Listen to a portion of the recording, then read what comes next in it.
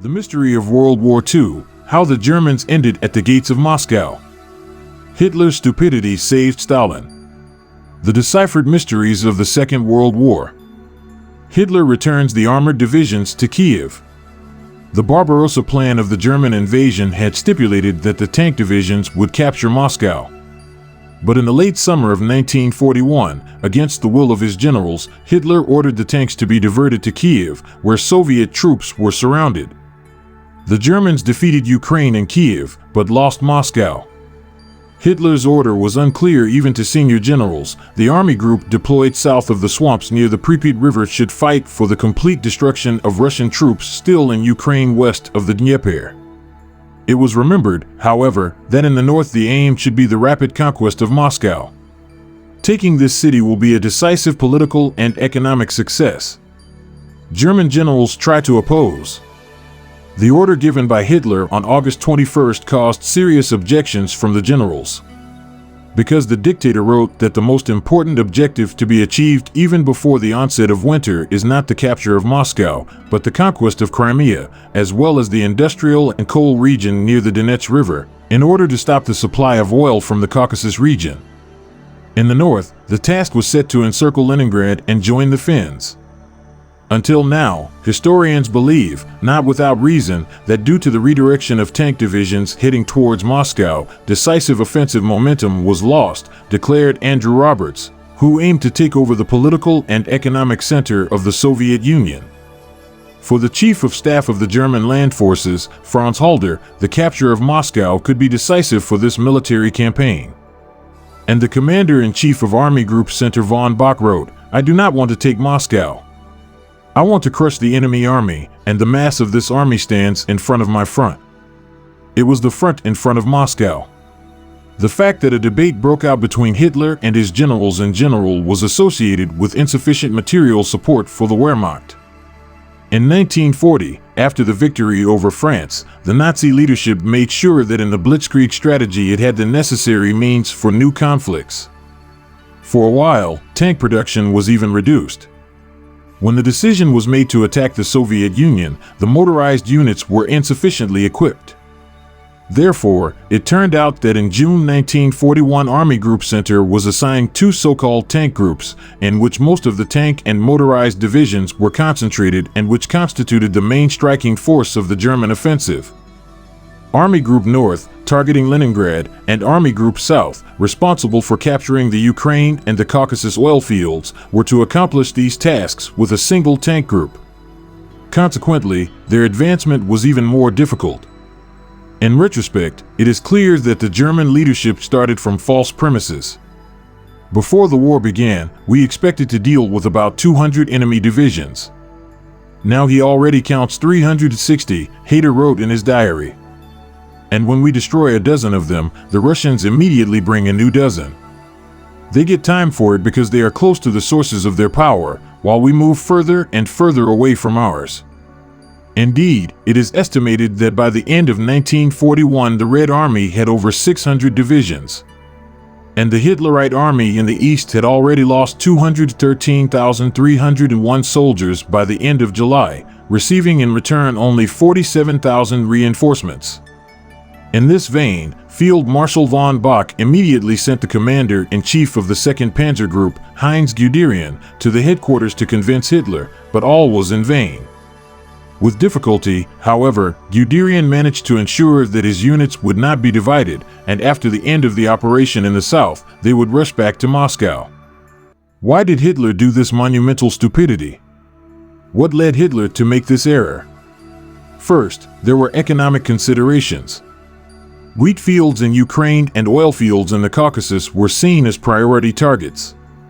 Hitler started from the experience of the First World War, during which resources were vital to the adjudication of victory.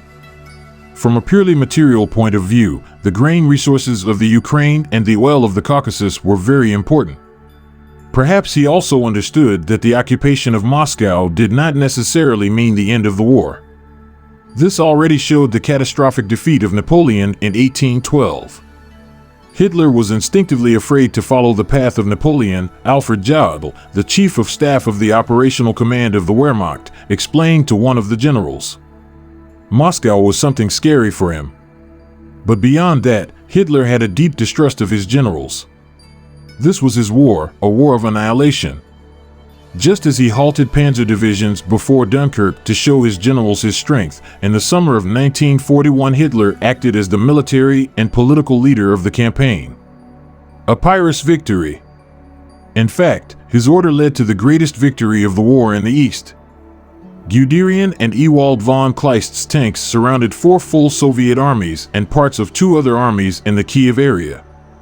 Only a few units managed to escape the encirclement.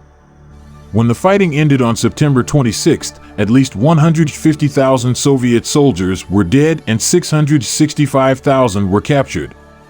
The capture of Kiev was, however, a victory à la Pyrrhus. The fight for the capital of Ukraine allowed the Soviet command to strengthen the defense of Moscow.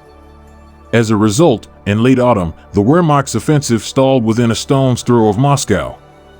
From this, British historian John Keegan concludes that Hitler's order to divert Guderian's tanks may have saved Stalin from defeat in 1941. One of the greatest Japanese mysteries of the Second World War, elucidated after the declassification of some U.S. military documents. For decades, the site of the remains of executed Japanese Prime Minister Hideki Tojo, who served in World War II, has been shrouded in mystery, considered one of the country's largest. Recently declassified U.S. military documents shed light on the case. A Japanese university professor recently released declassified U.S. military documents that appear to contain information about the whereabouts of Hideki Tojo's remains, The Independent reports. The documents show that the remains of the Japanese Prime Minister, one of those who planned the attack on Pearl Harbor, were cremated and the ashes were dropped over the Pacific Ocean from a U.S. military plane, about 50 kilometers east of the Japanese city Yokohama, the second largest city in the state. It seems that the scattering of ashes was a top-secret mission, as U.S. officials took extreme measures to ensure that the remains of Hideki Tojo and 6 other people executed with him did not fall into the hands of nationalist extremists, who would have turned them into martyrs. The Japanese Prime Minister executed along with 6 other people. The 7 were hanged for war crimes before Christmas 1948, 3 years after the defeat of Japan. The discovery by the Japanese university professor brings a kind of closure to a painful chapter in Japan's history, as conservative Japanese politicians attempt to cleanse the country's history, leading to tensions with war victims, particularly those in China and Korea. South. Professor Hiroaki Takazawa of Nihon University spent years verifying the information and details he uncovered and later made it public, officially revealing last week the location where the Japanese Prime Minister's ashes were scattered.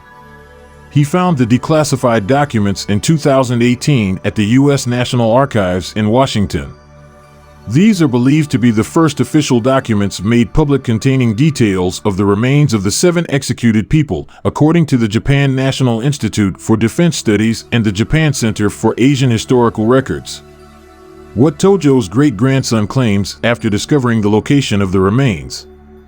Hideyoshi Tojo, the leader's great-grandson, told the Associated Press that the absence of information about the remains has long been a humiliation for grieving families, but he is relieved that they have come to light. If his remains were even scattered in Japanese territorial waters, I think he was still somewhat lucky. I want to invite my friends and lay flowers, pay my respects if more details about the location of the remains become available, Hidetosahai Tojo said.